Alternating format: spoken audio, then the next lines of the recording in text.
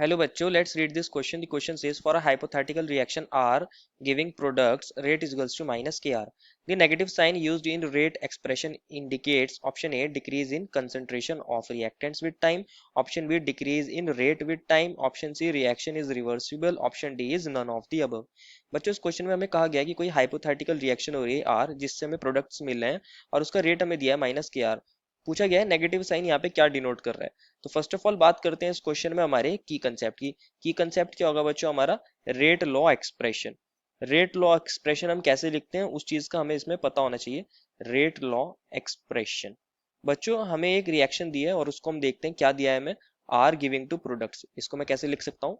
ये हमारे आर है और ये चेंज हो रहे हैं प्रोडक्ट्स में। प्रोडक्ट्स को मैं अभी के लिए पी लिख रहा हूँ, प्रोडक्ट्स।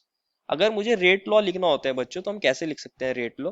रेट लॉ लिखते हैं हम ऐसे, रेट इज इक्वल्स टू, अगर हमें रिएक्टेंट्स की टर्म्स में लिखना होता है तो हम लिखते हैं minus D R by D T, that is change in concentration of reactants with respect to time, और इसको लिखते हैं equals to D P by D T, that is change in concentration of product with respect to time. और ये किसके equal given है हमें बच्चों? माइनस के आर के इक्वल गिवन है। कंसिडर करिए हमारी रिएक्शन आर प्रोडक्ट के अंदर चेंज हो रही है, मैंने प्रोडक्ट को भी पी से डिनोट करा है। मान लीजिए इनिशियल में हमारे पास कुछ अमाउंट तो होगा ही रिएक्टेंट का, मैं कंसिडर कर रहा हूँ 10 अमाउंट है हमारे पास, और उस टाइम हमारे पास प्रोडक्ट नहीं था। अब जैसे जैसे टाइम बढ़ता जाएगा, अभी टाइम 0 था, अब टाइम क्या हो गया? मान लीजिए 10 मिनट्स हो गए, 15 मिनट्स हो गए, मान लीजिए मैंने 15 मिनट्स कंसिडर करिए। इसमें से कुछ रिएक्टेंट्स कम होगा, जब भी तो वो प्रोडक्ट के अंदर कन्वर्ट हो जाएगा। मान लीजिए ये 8 हो गया तो यहाँ प्रोडक्ट 2 बन जाएगा।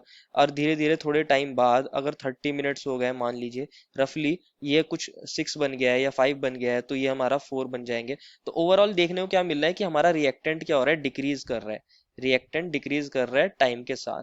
रिएक्टेंट डिक्रीजेस विद टाइम, ये हमें देखने को मिल रहा है। तो ये नेगेटिव साइन यही डिनोट करता है कि जो हमारा रिएक्टेंट है उसकी कंसंट्रेशन कम हो रही है विद टाइम के साथ। Therefore the final answer is option number A, decrease in concentration of reactants with time. I hope you understood it well and best of luck.